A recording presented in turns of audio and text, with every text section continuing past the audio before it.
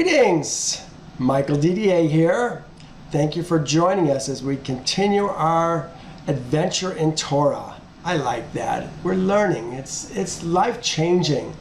You know, when you learn Torah, it changes your life. It's an adventure. I think many people take the adventure or try to take the adventure in their head. But that's not an adventure. No, when we turn our life over to Yahovah, everything changes. Nothing stays the same. This is why it's so difficult. This is why we suffer persecution. So many do it in their minds and think they're somehow changed things. Oh, they maybe get persecuted because they start keeping the Sabbath. But you know what? It's not about doing a couple of Yahovah's statutes and judgments and ordinances. It's about making yourself his men. Leaving the Elohim of your birth and coming wholly to him. Let's review some of the things we talked about last week. First thing I wanted to say was we were talking about the Ten Commandments. Remember, in chapter 9, we started chapter 10 last week. Chapter 9, Moses was reiterating when he came down from the mountain and saw them doing the golden calf. He threw the tablets that Yahovah just gave him on the ground and broke them. And as a result, Yahovah told him to make your own tablets and I'll write on him. I think that's so interesting because it's like how we present our heart to Yahovah. It's the second covenant. You know, so many people have made a whole new covenant as a second covenant, but it's the same statutes, the same judgments, the same ordinances, only this time we're presenting our heart to Yahovah so that he can write them on our heart and ingrain them in our minds. Let me show you a verse in Jeremiah. I think I've got it on this one here. Here it is. Behold, the days are coming, says Yahovah, when I will make a new covenant. We saw it wasn't really a new covenant, it was a renewed covenant with Israel's house and with Judah's house. Not according to the covenant that I made with their fathers in the day that I took them by the hand and led them out of the land of Egypt. He just forced it on them then. My covenant which they broke, though I was a husband to them, says Yahovah. But this is the covenant that I will make with the house of Israel, Israel's house. After those days, says Yahovah, I will put my law in their minds, write it on their hearts, and I will be their Elohim, their lawmaker and judge. This is what it's all about. Keeping his statutes, his judgments, and his ordinances. And they shall be my people. It's not about a mind assent. It's a life-changing experience when we turn to Yahovah and leave the kingdom of our birth. Those covenants have got to be left behind. You can't have any other Elohim but Yahovah, first commandment. Well, he continued, I will write on the tablets the words that were on the first tablets, which you broke, and thou shalt put them in the ark. That's where they were destined to belong, in the ark. I wonder if we'll find the ark someday. Wouldn't it be something, you really can't peek in it. If you look at it, you die. Guess we'll never know. And maybe the priest somehow can look in it and see if the tablets are there. Who knows? Maybe we'll never see the ark again. It's hard to say. Let's see, what's the next thing I wanted to mention? Oh, we were talking about some of these mistakes. Oh my goodness, this is so frustrating. Look at this. We were talking about Israel's seed journeying from the wells of Bene Jaakan to Mazerat. We saw it was actually the reverse. Where Aaron died, Aaron didn't die there. Aaron died in Mount Hor. Then we talked about at that time, Yahovah separated the tribe of Levi to bear the Ark of the Covenant. No, he didn't. This is 40 years into the wilderness. We're just getting ready to come into the promised land. And now it says at that time he separated. No, he didn't. He did it 39 years before. We'll see more challenges today. I like this. Talking about, I guess I got to start here. And now Israel, what does Yahovah thy Elohim require of thee? Israel, thee. The plural he. Thee. It's singular. That's a singular second person. Israel is a he, a thee. Require of thee, but to fear Yahovah thy Elohim, to walk in his ways, to love him, to serve Yahovah thy Elohim, thy lawmaker and judge. You know, put in lawmaker and judge when you see Elohim, so that we know what we're talking about with all your heart and with all your soul, to keep the commandments of Yahovah and his statutes, not the statutes of the people of the land, which I command you today for thy good.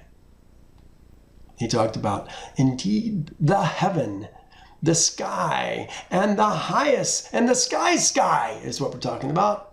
The sky, that's the heavens, is where the birds fly. And the sky, that'd be the place where the moon and the stars and the sun are. Belong to Yahovah, also haaretz, with all that is in it. He says, therefore circumcise the foreskin of your heart, and be stiff-necked no longer. For Yahovah, your Elohim, here I got to read it on the right to be able to even read it right. For Yahovah, your Elohim, is the Elohims, the lawmakers and judges, lawmaker and judge. The masters, we have lots of masters that we serve, but he's the master's master. The great Ha-Gadol, the lawmaker and judge, the powerful, the terrible, who regards not persons nor takes reward. Oh, this is so interesting as we go into this next chapter. Thou shalt fear Yahovah your Elohim. Fear Yahovah your Elohim. What is the word they use for fear? Did I have that? I'll bet you. Fear. Here it is right here. Yareh. Yareh. Fear. This is fear, fright. They put revere. No, we're talking about dread. Fearing Yahovah.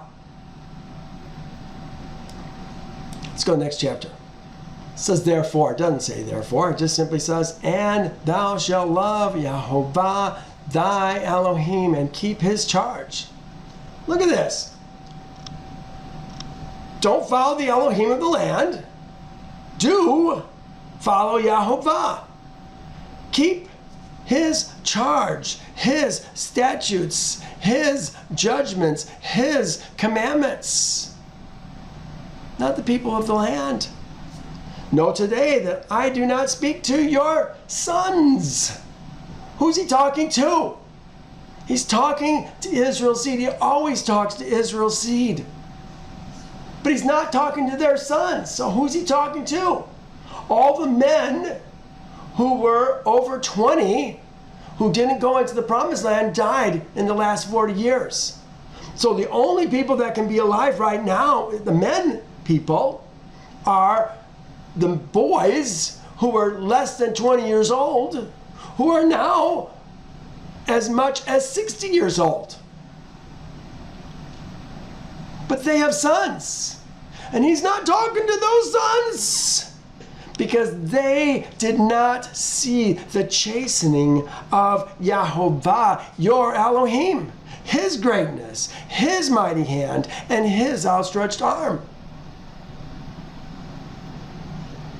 Remember, we talked about it last week. Those men that were less than 20 when we came out of Egypt, they saw what Yahovah did to Pharaoh, king of Egypt. Here in verse 4. To his army, to their horses, to their chariots, as they pursued you. For what he did to you. They put that for you. No, to you. He's trying to tell you to fear him, to understand who the fear of Yahovah is. know the chastening of Yehovah, what he did to you. They put for you. It doesn't fit. In the wilderness until you came to this place, what he did to Dathan and Abiram. He says, they said, but. No. It says because. Because your eyes have seen every great act of Yehovah, which he did. Because of that, he says, you shall keep every commandment which I command you today. Why? Because you've seen the chastening of Yehovah and you don't want part of that anymore. We've got to understand how this is flowing so that we understand how it all fits together. He says, if you do, you'll be strong. It'll prolong your days.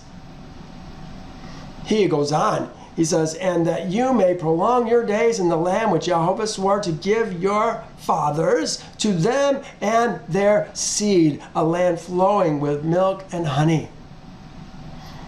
For the land which you go to possess is not like the land of Egypt. Oh, isn't this neat? From which you have come, where you have sowed your seed and watered it by foot as a vegetable garden. We have to water our foot, our vegetable garden by foot. Get out the hose. Do it that way. We're so grateful, Carissa and I, when we don't have to. It's raining. Praise the Lord. He's so good, providing the rain in its season. But when we get into that promised land, we won't have to use the hose anymore. It's going to water itself. Well, won't that be the day? He says, and it shall be if you earnestly obey my commandments, which I command you today, to love Yehovah thy Elohim, to serve him with all thy heart and with all thy soul, then look at the things that he's going to give us. Then I will give you rain in your rain. I will give thee the rain for your land. Why the rain? Give thee the rain for your land. They did it a plural here. It seems like the plural doesn't belong. In its season, the early rain and the latter rain, that thou may gather in thy grain, thy new wine, thy oil. I will send grass on your land. Well, this is all promises that Yehovah is giving to us if we will just learn to make him our only Elohim and obey him. Therefore you shall lay up these words of mine in your heart and in your soul, and bind them as a sign on your hand. Look at this. Lay up these words of mine in your heart and in your soul, your thoughts and emotions.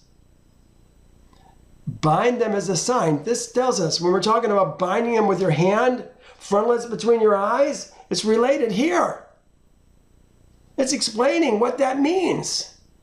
Bind them as a sign on your hand, that they shall be as frontlets between your eyes. Maybe that's what we're talking about. Putting it in your soul, in your heart. He says, you shall teach them to your sons. Speaking of them when you sit in thy house, when you walk by the way, when you lie down, and when you rise up. And thou shalt write them on thy doorposts of thy house and on thy gates. The doorposts of thy house and on thy gates. I don't think that's literal. We, Israel's seed, is going to be given land. We're going to have gates. We're going to have houses with our families in it, but our gates are going to have servants in it, ger in it. We are going to rule our homes according to Yehovah's statutes and judgments and ordinances. We're going to rule our gates according to Yehovah's statutes, judgments, and ordinances. I think we tend to make this too literal. I don't think that's what he's talking about. If it is, what do we write? What are we going to write? Some people have a brief thing of the Ten Commandments. I did for a while. Don't think that's what he's talking about. No, I think we're talking about ruling over them. We make it about stuff. Doing, wrapping this thing around our hands, putting the whatever it is on our heads. Writing them on our gates, writing them on our doors. It's easy to do that kind of stuff. It's another thing to put them in yourself, in your heart and in your mind, and live by them. I think he wants more. That your days and the days of your sons may be multiplied in the land which Jehovah swore to your fathers to give them, like the days of the heavens above the earth. Oh, isn't that what we want? Endless days of Jehovah's reign in our life and the ability to keep our own land, to live in our land safely. Well, we're going to stop here. Let's continue with where we left off last week. This is Deuteronomy 12. He says, "These are the statutes and the judgments which you shall be careful to observe in the land which Jehovah, your father's Elohim, your father's lawmaker and judge, is giving you to possess all the days that you live on the earth." We're going to keep these. We're going to follow the Elohim of our fathers. Who is that? We just saw who it was. It's a little covered right here, but it's Jehovah. The Elohim of our fathers. We're not going to follow the Obama, the Elohim of the United States. Trump. The Elohim of the United States. Boy, that's part of the changing sand, isn't it? We get changing Elohims all the time. He says, "You shall utterly destroy all the places where the nations which you shall dispossess served their Elohim, their lawmakers and judges, on the high mountains, on the hills, and under every green tree." Sounds like we're going to burn all the churches, the courthouses, the capitals, the city halls. Do any of them teach men to serve only Jehovah and how to become his spiritual seed? No, all these places are going to go. We're going to burn them. We're going to completely destroy them. Now, look at this. This is verse 3.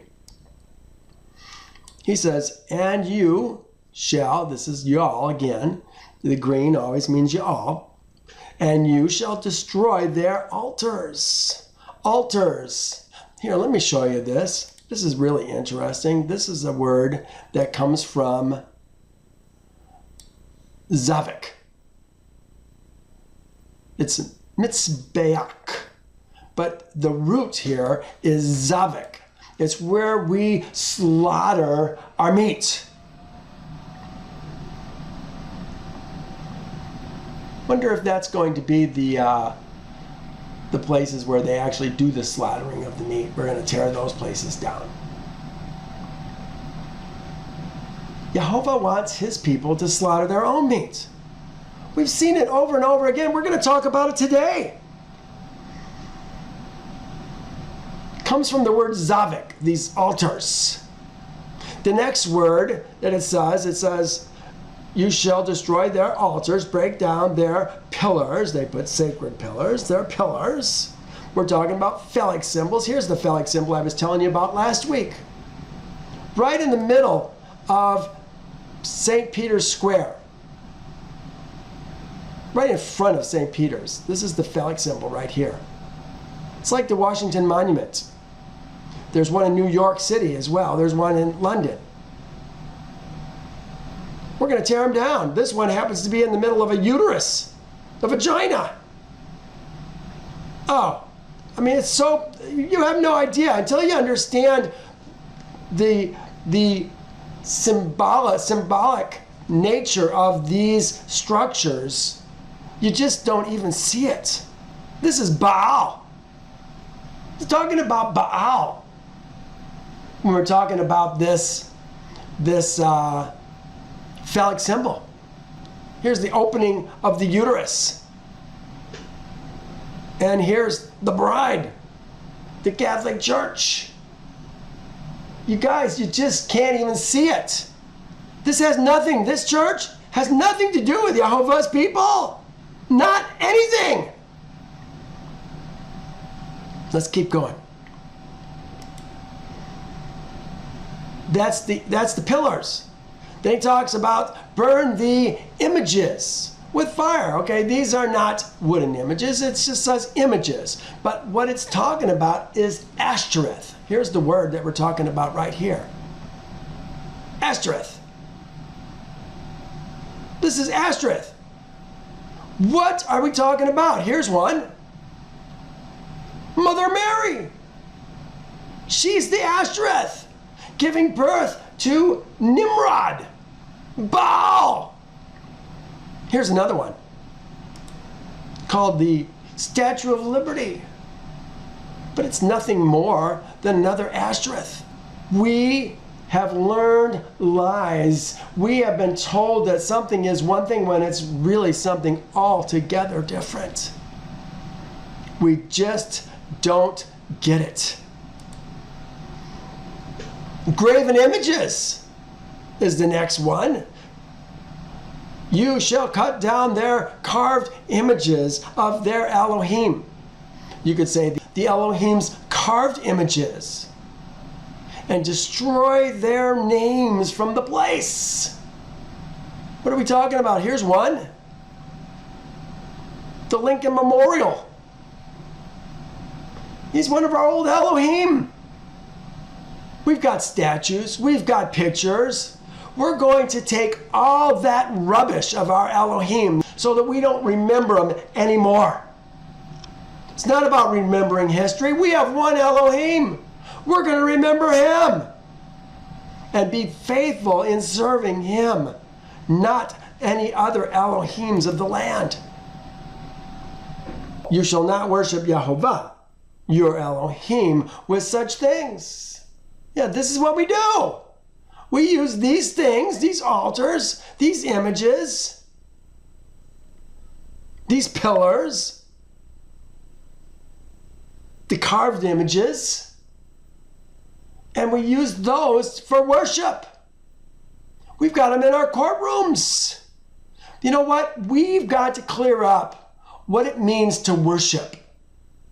Worship, raising our putting our hand when we're doing a flag ceremony. That's worship. Standing up for the judge. That's worship. The Pledge of Allegiance. Worship. There's so much that we do and act the ways that we act that are done. We, by keeping their statutes, judgments, and ordinances, that's worship. We're doing their ways. Don't do it. But thou shalt seek the place where Yehovah thy Elohim chooses out of all your tribes to put his name for his dwelling place. And there you shall go. So instead of going to all these places, we're going to go to this place. Where's this place now? Where's it going to be in the future? I put at first it's going to be the places where the pillars of fire and smoke reside. Later, Yehovah will choose a place. Right now, is there any place on the earth where we can go and see a pillar of fire and smoke? No, it's not. We have no place right now. But we will in the future. He resided in Gilgal for a while. Then they moved his tabernacle to, I don't even know what the guy's name was. I forget it's his name right now. But he lived at, the tabernacle resided at this guy's farm. Obed-Edom, thank you, honey. Yeah, Carissa came up with it. Obed-Edom. stayed with him. The guy prospered.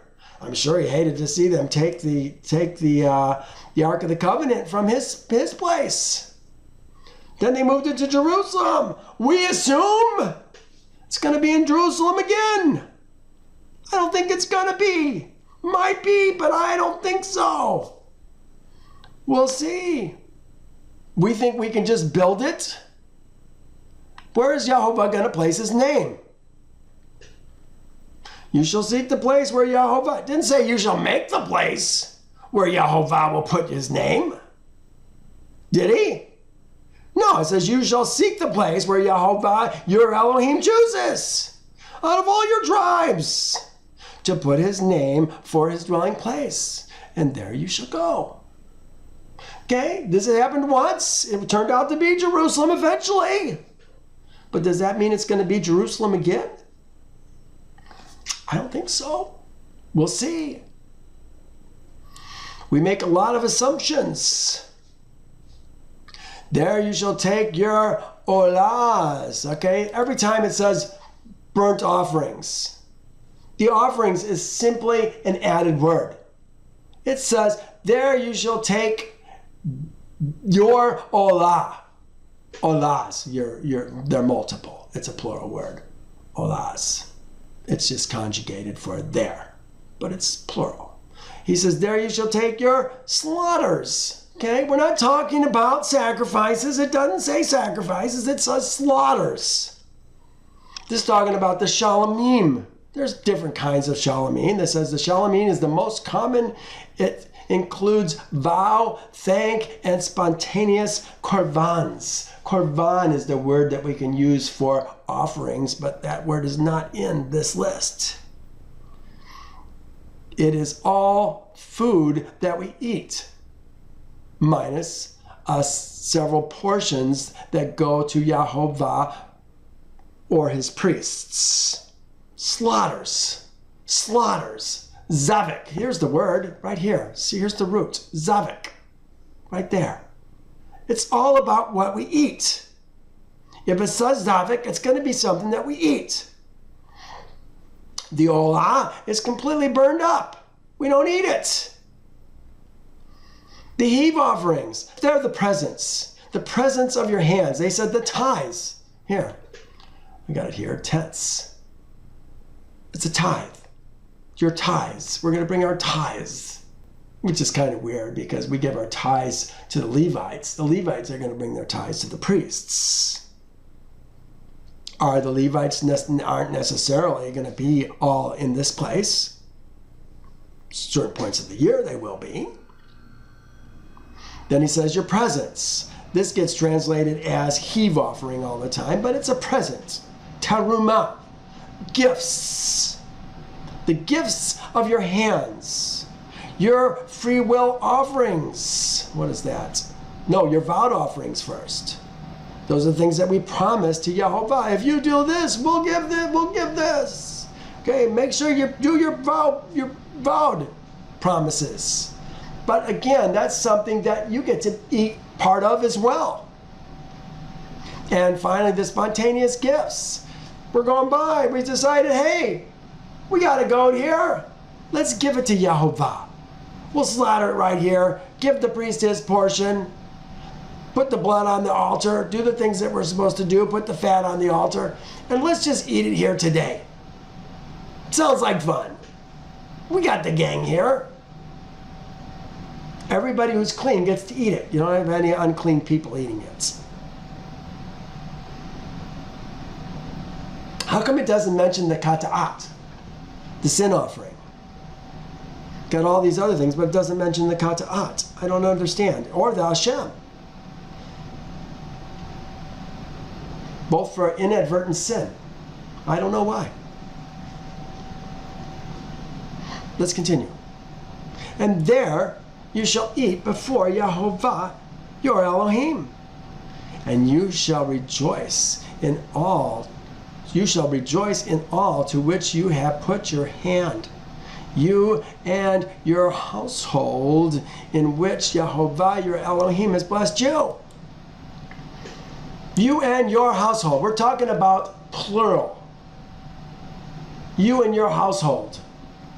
I think we're talking about a family of men. My household could be, if I'm the eldest of multiple generations, that's my household of men.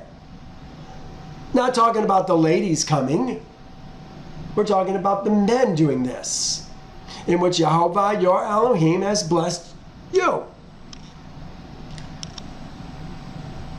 You shall not at all do as we are doing here today.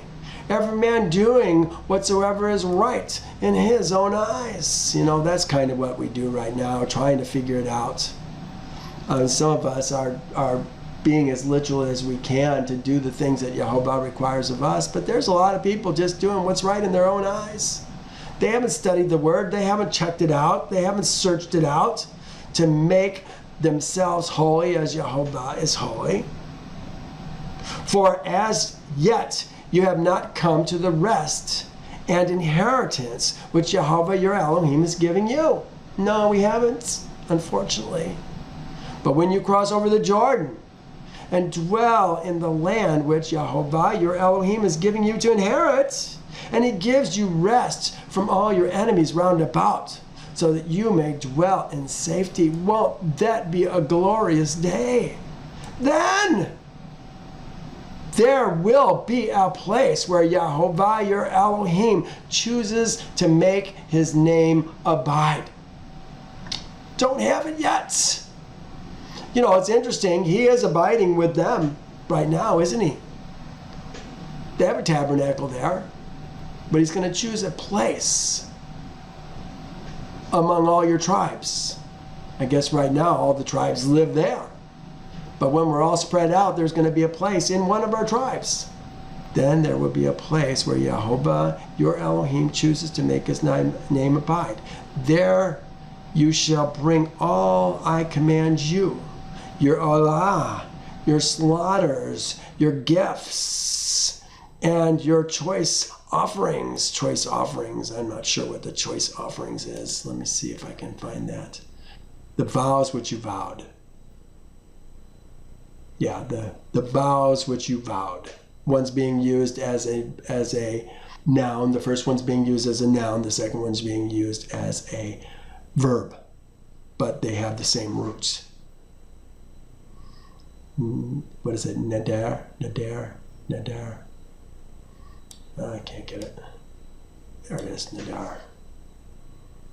The vows which you vowed.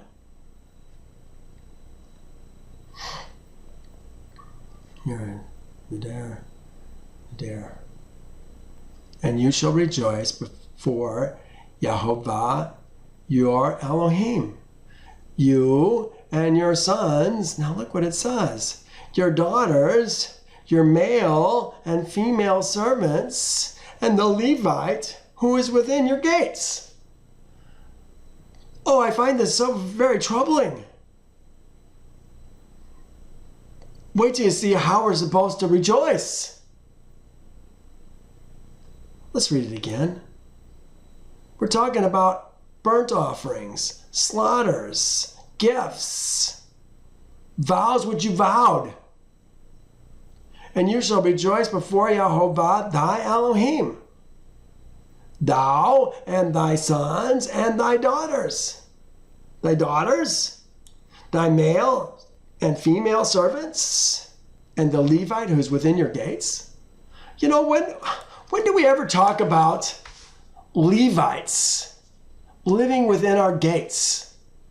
Has Jehovah ever one time mentioned Levites living within our gates?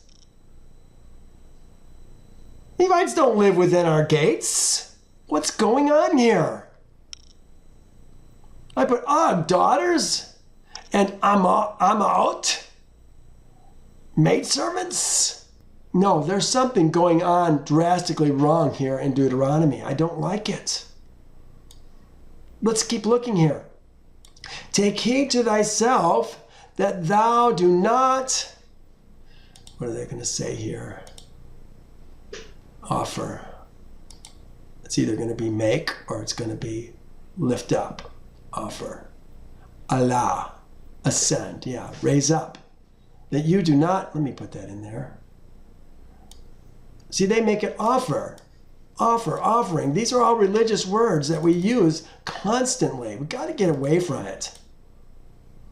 When you see that word, offer, look it up. Find out what it says. It's either going to say make or raise up in most cases. This one says raise up, allow, ascend. Raise up your burnt offering. We're going to bring that sweet aroma up to Yehovah. A sweet aroma to his nostrils, it talks about. Take heed. Let me mark this. I keep track of this. If I have an orange on it, I know I've got a note there. Take heed to yourself, thyself, that thou do not raise up your olah in every place that you see. Don't just raise it up wherever you want, but in the place which Yehovah chooses. In one of your tribes. So it's going to be in one of our tribes. That's where the place is going to be. There you shall offer, there you shall raise up your olah offerings, your olah. Offerings is added. And there you shall do all that I command thee. Okay, we don't have a place right now. So like Abraham, we can still do burnt offerings. Any place. We can make an altar for ourselves. He told us to do it in Exodus chapter 20. Do it of stone or do it of earth. And there thou shalt do all that I command thee. Okay, right now we don't have a place for Yahweh's chosen out of our tribes, but we will. However, thou mayst slaughter and eat meat within thy gates. Oh, this is so interesting. In Leviticus 17, he tells us to bring our slaughters to Yehovah. This is the meat that we're going to eat. But Leviticus gives us a little bit more information, and I do like this. Listen to what he says. However, thou mayst slaughter and eat meat within thy gates, whatever thy heart desires, according to the blessing of Yehovah thy Elohim, which he has given thee. The unclean and the clean may eat it. Eat what? The slaughters of what? Of the gazelle and the deer alike. Here we can eat meats that we get from the gazelle and the deer, wild game, wild clean game. We slaughter it, we eat it within our gates. There thou may slaughter. Not somebody else may slaughter for you. Thou may slaughter. We eat the things that we slaughter. We slaughter our own food within our gates. We do not have others slaughter our food. Every place else, this same word is translated as sacrifice. Yeah, here, why is that? However, they may slaughter and eat meat. They finally use slaughter for slaughter. Every place else they say sacrifice, maybe because they're in a bind. And they can't say sacrifice because we're going to eat it. All the other places that it says slaughter, says zavik. They translate it as slaughter. But here, because we're talking about eating meat within our gates, they're forced to make it slaughter. Why translate it as sacrifice in one place and slaughter in another? It makes no sense. We're going to eat it. I put every place else, the same word is translated as sacrifice, but zavik is something that we always eat. Is this only for wild food? It appears from Deuteronomy 12:15 that it is for just wild food. But what if the place Yehovah chooses is too far? Chooses to put his name. Too far, it's too far for us. He gives us options. Let's find out. I'm not going to read this because we're going to come down to it here in 21. He says, only you shall not eat the blood. Here he's saying thou, thou, thou. Now he switches it back. Only y'all shall not eat the blood. You shall pour it on the earth like water. You may not eat within your gates the tithe of your grain. Look at this. What happens to the tithe of our grain? Your tithe, your grain, the tithe of your grain, your new wine, your oil, many other things, they're going to go to the Levites. The Levites going to give a tenth of that to the priests. Now it says, of the firstborn of your herds. You may not eat the firstborn of your herds, or your flocks, or any of your offerings, which you vow, your free will, or your gifts. The gifts of your hand's gifts. Well, in a sense, that's good. We're not supposed to eat it. But he's talking about within your gates. We're not supposed to eat it at all. It's not ours. The tithe is going to go to the Levite. He gets the tithe because he doesn't have any land. Let's take a look at this. I've got a fairly long note on this. This is Deuteronomy 12:17. Just so you can kind of see what some of these words are. Thou may not eat within thy gates the tithe of thy grain or thy new wine, thy oil or the firstborn of thy herd or flocks, or any of the promises. It says nedabar, the vows which you vow, your spontaneous, this is the nedabar,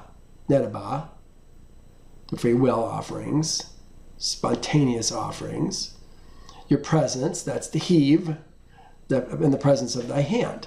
The presence of thy hand is the thing that you're going to give from your offerings, your shalomim, the vow offering. Those are things that you eat, but there's going to be a portion of it that's going to go to the priest. There's going to be a breast that's going to go to the priest that he weighs before Yehovah, and also the heave is the gift, the leg of the animal that's going to go to the priest as well. Let me show you some of these things. Again, don't eat it within your gates. Wait till you see what the next verse says. First, I want to just tell you how these things work. The most common of the zavik, korban, that's the slaughtered offerings, is the zavik shalomim, the sacrifice of the peace offerings, what it always gets called, but it's the zavik shalomim, the zavik shalomim, the slaughtered shalomim. It's the peace offering, the shlem, the thing that we're bringing to Yehovah just because he's good to us. Here it says in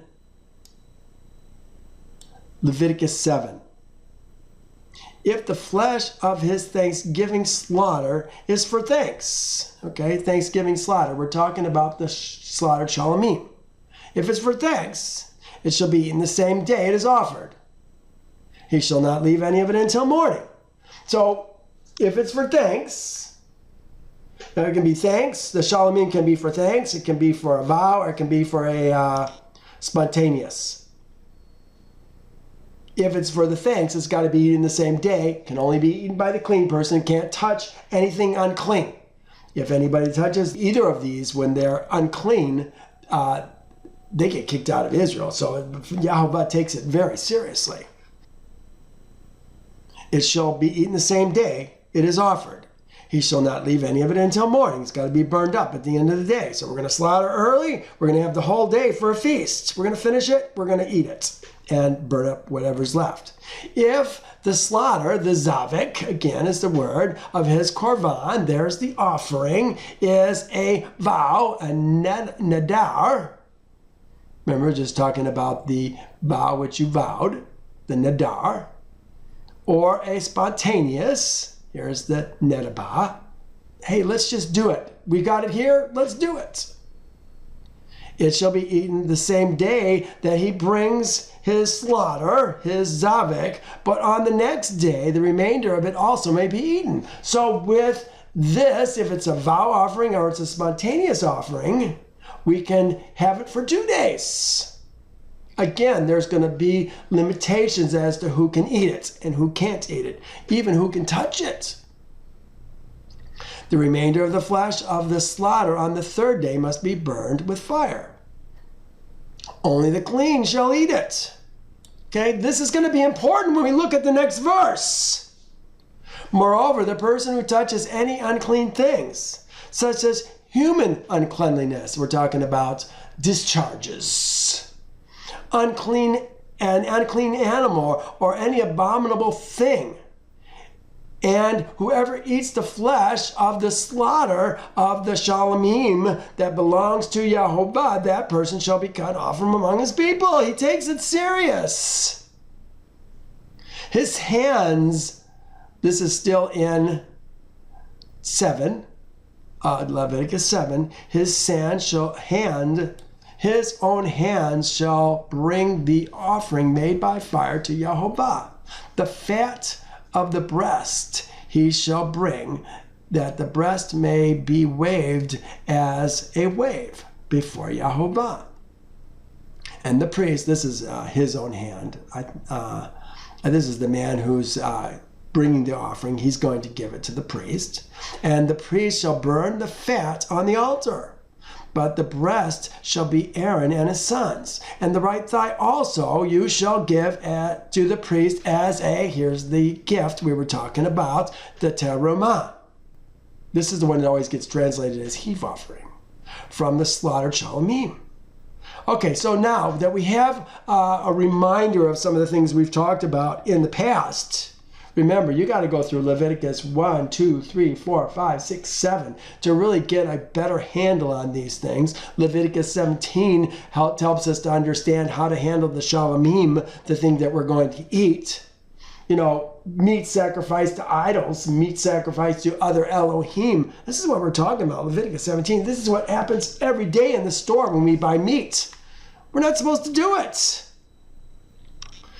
Look what the next verse says. I put it all in pink because it's so abominable. So what did he say? Verse 17, he says, you shall not eat it within your gates, but you must eat them before Yahovah thy Elohim. What? What? These are things that we're going to give to the priests. These are things that we're going to give to the Levites. We don't eat any of our tithe. We don't eat any of our tithe from oil, our tithe from grain.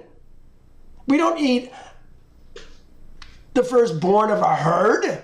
No, that goes to the priest. The firstborn of our flocks goes to the priest. We do eat some of the vow, but not all of it. Look what it says. But thou may eat them before Yahovah thy Elohim, in the place which Yahovah your Elohim chooses. You and thy son and thy daughter, thy male servant, thy female servant, and the Levite who's within thy gates. Who's that? When do we have a Levite living within our gates? That thou may rejoice before Yahovah thy Elohim in all to which thou put thy hands. We're going to eat our tithe. We're going to eat the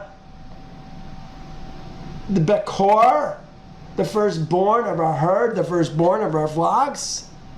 No, no, no, that won't happen. Take heed to thyself that you do not forsake the Levite as long as thou live in thy land. Oh my goodness. I put what? Everything listed in verse 17 goes to the priest or the Levites. We do not eat it. Again, they have daughters and maidservants. No, that's not going to happen. Daughters and maidservants, they can eat some things. But we're not going to eat these things. Much more our daughters. Much less, I always remember that, but much less, much more, it always seems backwards to me. Take heed to thyself that thou do not forsake the Levite as long as thou live in thy land. But the Levite is a teacher, the one who offers guidance to Yehovah's spiritual seed. He has no land and receives the tithe of the ground and the herd and the flocks. He doesn't receive the firstborn, but he does receive the tithe of the ground. Remember, that's what we're talking about, the wine, the new wine, the seed, the grain. The Bekor is going to go to the priests. The firstborn. This is perverted. It makes me mad.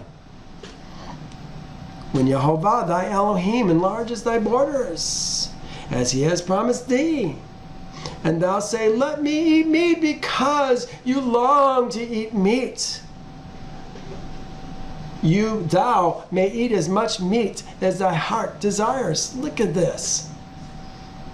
This is us in our land. Yehovah has enlarged our borders, and we're spreading out and spreading out and spreading out and spreading out.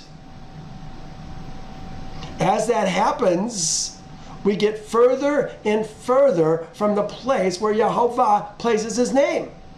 Can't bring our slaughter to him because it's going to take longer to get to him and back from him than the day. We don't have time to eat it. What's the remedy? I want meat, but I can't get back in time. Here's the remedy.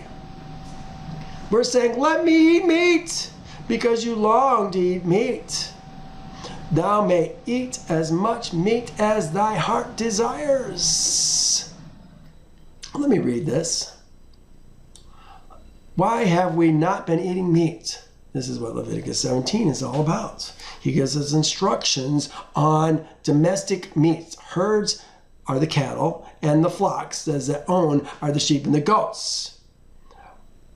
How they're to be treated and not treated.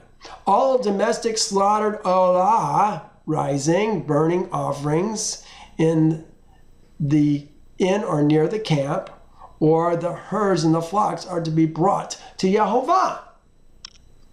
Okay, you're supposed to bring your olah. Remember, the olah is something that's going to be completely burned up. Nobody eats it. The priests are going to get the skin for the work that they do in burning it up for you. The herds and the flocks that we use for our shalomim, the things that we're going to eat, is still going to be brought to Yehovah. The blood's going to be put on the altar. The fat's going to be put on the altar, burnt up. The breast is going to be given to the priest, and the thigh is going to be given to the priest, the gift, the heave for the priest. But now, we live too far away. What do we do? How do we eat a goat? How do we eat a sheep? How do we eat from a herd? This is the answer to that question.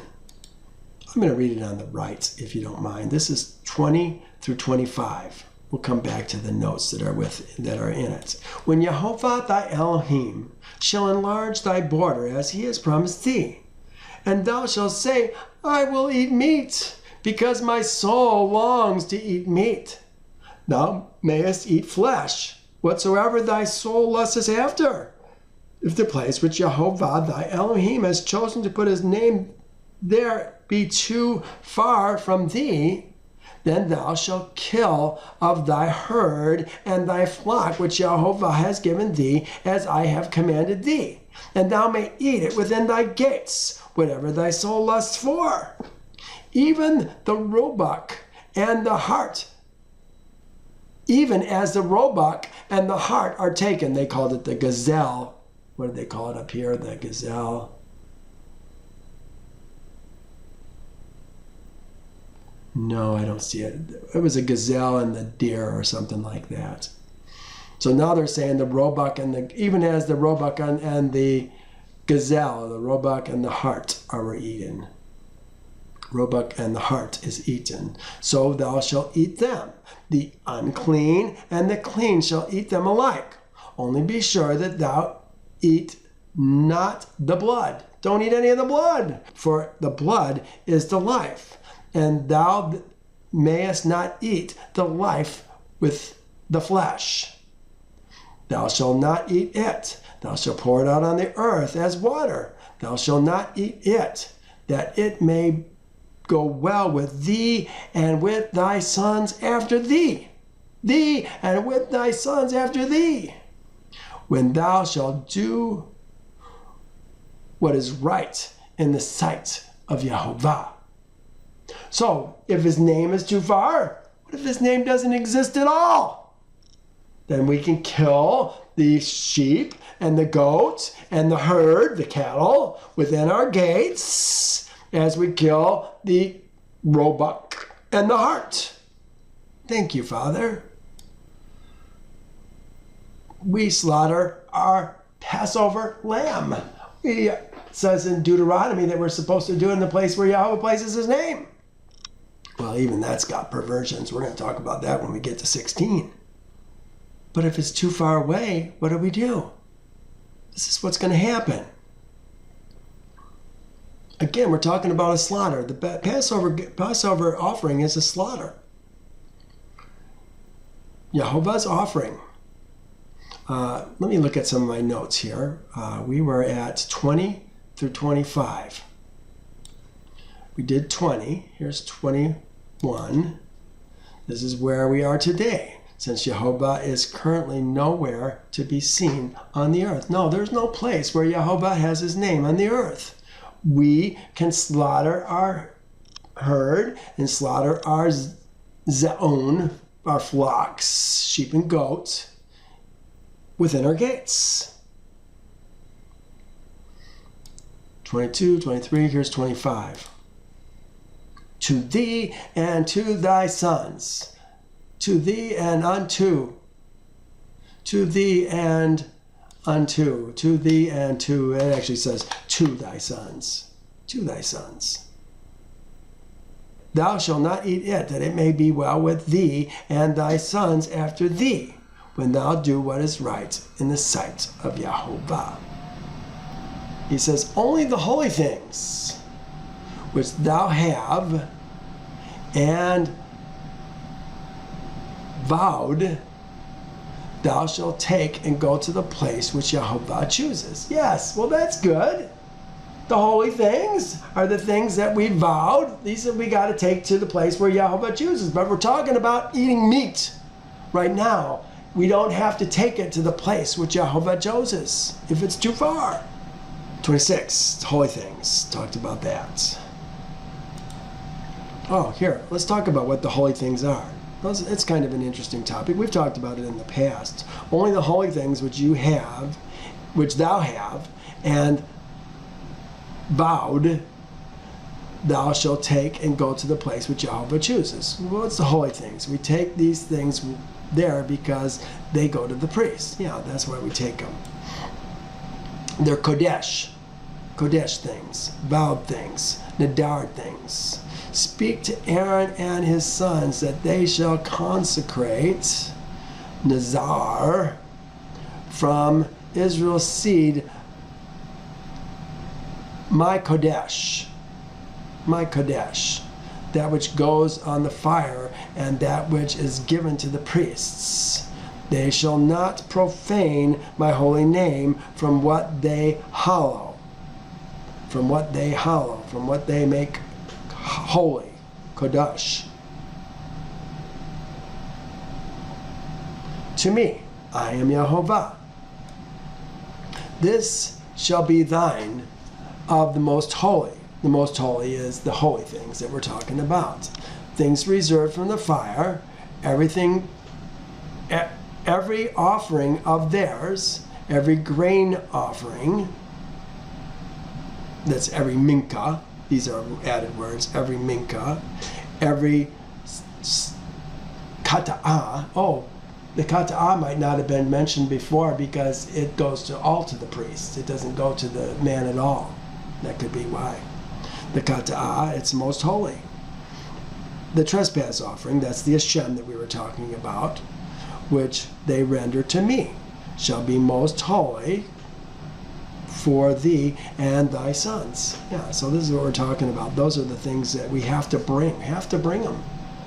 You know, in the future, this is a big, big earth. I've always wondered if in the future there's going to be ways to travel that are going to be easier. A beam me up, Scotty kind of way. Wouldn't that be cool? Are there things that have been hidden from us, even now perhaps? Because if they let it out, gasoline won't be bought anymore. Coal won't be burnt anymore. Won't need hydroelectric power anymore.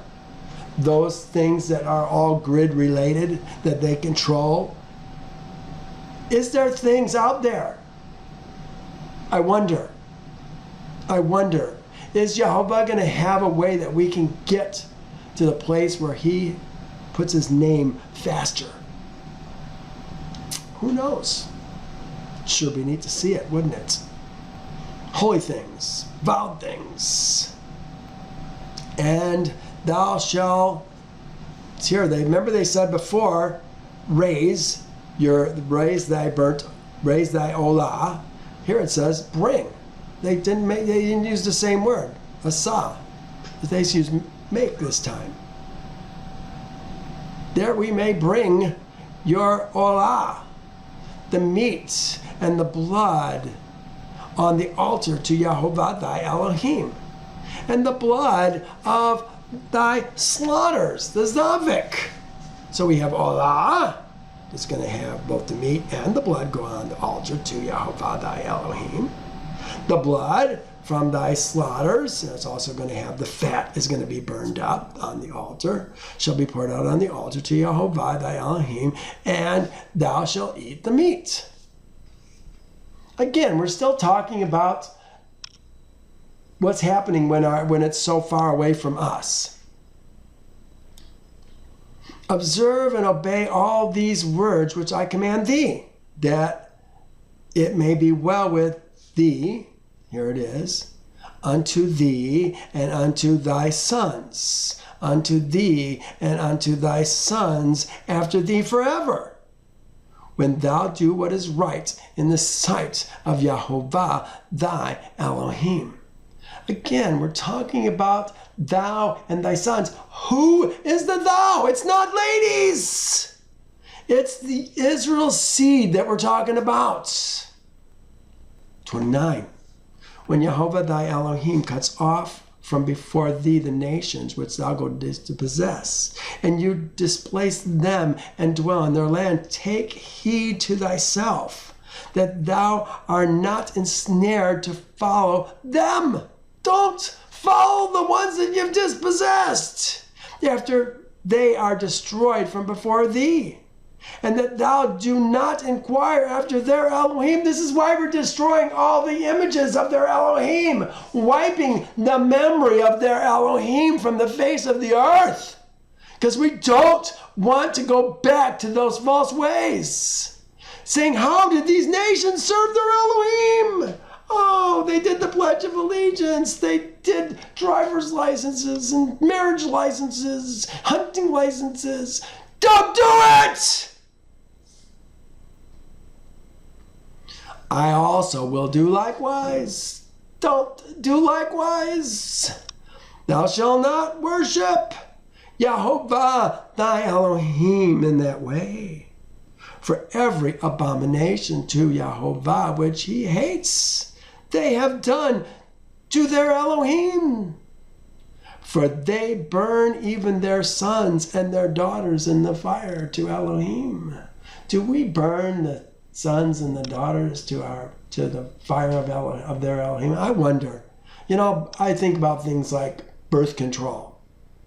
I'm thinking about wars and the perversion that goes on with having people thinking that they're defending their nation when in fact they're fighting for dollars of rich people around the world.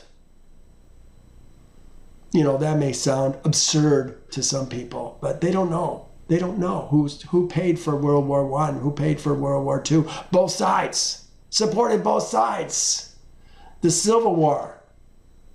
So many of the wars that we've been involved in have been from bucks. Our sons are being killed for dollars. Goes on today. Thou shalt not worship Yahovah thy Elohim in that way. For every abomination to Yahovah which he hates, they have done to their Elohim. For they burn even their sons and their daughters in the fire of their Elohim. Whatsoever I command you, y'all, be careful to observe it. You shall not add to it, nor take away from it. Well, we've seen this over and over and over. We saw it in Deuteronomy. You shall not add to the word which I command you, nor take away from it. Proverbs says the same thing. Every word of Elohim is pure. He is a shield to those who put their trust in him. Do not add to his words, lest he rebuke you, and you be found a liar. And here's Deuteronomy 12. Whatsoever I command thee, you, be careful to observe it. You shall not add to it, nor take away from it. Chapter 13. I don't know if we're going to make it through this one or not, but we're going to try.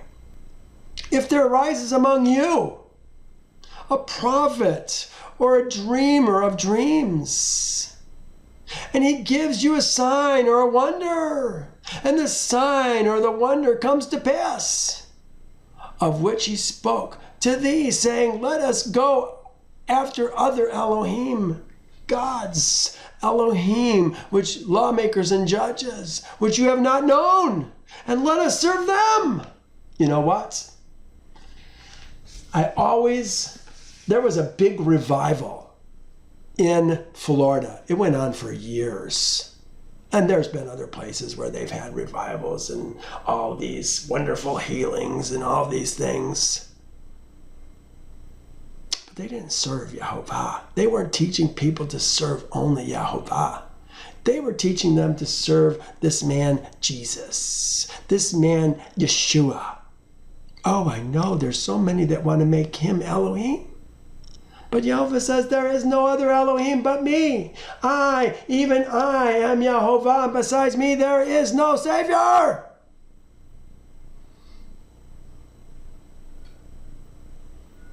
But we do this. If there arises among you a prophet or a dreamer of dreams, how about a pastor? I put prophet, dreamer, pastor. Let us go and serve other Elohim. Not! Don't do it!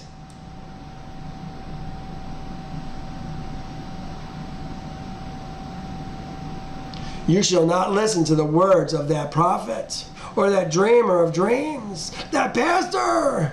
For Yahovah, your Elohim, is testing you to know whether you love Yahovah, your Elohim, with all your heart and with all your soul. Remember, he's not talking to the Gentiles, folks. He's talking to the people who actually are his people, his Ezra men. Verse 4 says, you shall walk after Yahovah, your Elohim, and fear Yahweh, and keep his commandments, and obey his voice. You shall serve him, and hold fast to him. Well, this is the note we've seen many times. Loving Yahovah and obeying Yahovah, they go hand in hand. You can't separate one without the other. You can't have one without the other. But the prophet or that dreamer of dreams shall be put to death. It doesn't say but, it probably says and that prophet. I'm sure it's and, yes it is, and. And that prophet or that dreamer of dreams shall be put to death. That pastor shall be put to death because he has spoken in order to turn you away from Yahovah, your Elohim. How many pastors are pointing people towards Yahovah, their Elohim? turning people away from the kingdoms of their birth. The Elohim that they create for themselves. Because he has spoken to turn you away from Yehovah, your Elohim, who brought you out of the land of Egypt. We came out of Egypt, don't go back. And redeemed you from the house of bondage. To entice, now it says thee, to entice thee from the way in which Yehovah thy Elohim commanded thee to walk. He's talking to the men people. So thou shalt put away the evil from thy midst. How? We're going to stone him. Shall be put to death. Look at what he says. This is serious stuff, you guys. If thy brother, the son of thy mother, thy son, or thy daughter, or the wife of thy bosom, thy wife of thy bosom. There's not many times where a woman is mentioned. Your woman is mentioned, the wife of your bosom, bone of your bone, flesh of your flesh, is mentioned hardly ever. Here's one. Or thy friend, who is as thy own soul, secretly entices thee, saying, let us go and serve other Elohim, which thou hast not known, neither thee nor thy fathers. Of the Elohim of the people, which are all around thee, near to thee or far from thee, from one end of the earth to the other end of the earth. How about not on the earth anymore? Thou shalt not consent to him or listen to him, or her in this case, nor shall thy eye pity him or her, nor shalt thou spare him or conceal him, but thou shalt surely kill him. Thy hand shall be first against him to put him to death. Remember, this can be a woman too. The woman of your, what did it say? The woman of your bosom. Thou shalt surely kill him. Thy hand shall be the first to put him to death, and afterwards the hands of all the people. Which people are we talking about? Ezra men people. And thou shalt stone him with stones until he dies, because he sought to entice thee away from Yehovah thy Elohim. All context clues, Yehovah thy Elohim, who brought thee out of the land of Egypt. How many did he bring out of the land of Egypt? 600,000 strong. They were all men, all Ezra men. Who brought thee out of the land of Egypt, out of the house of bondage. So all Israel shall hear and fear. Oh no! That man was killed when he was talking about Jesus, Yeshua, turning people to him instead of Yehovah. So all Israel shall hear and fear. Remember, this is not the world hearing and fearing. They're already going to be destroyed. And not again do such wickedness as this among you. Thou shalt hear and obey.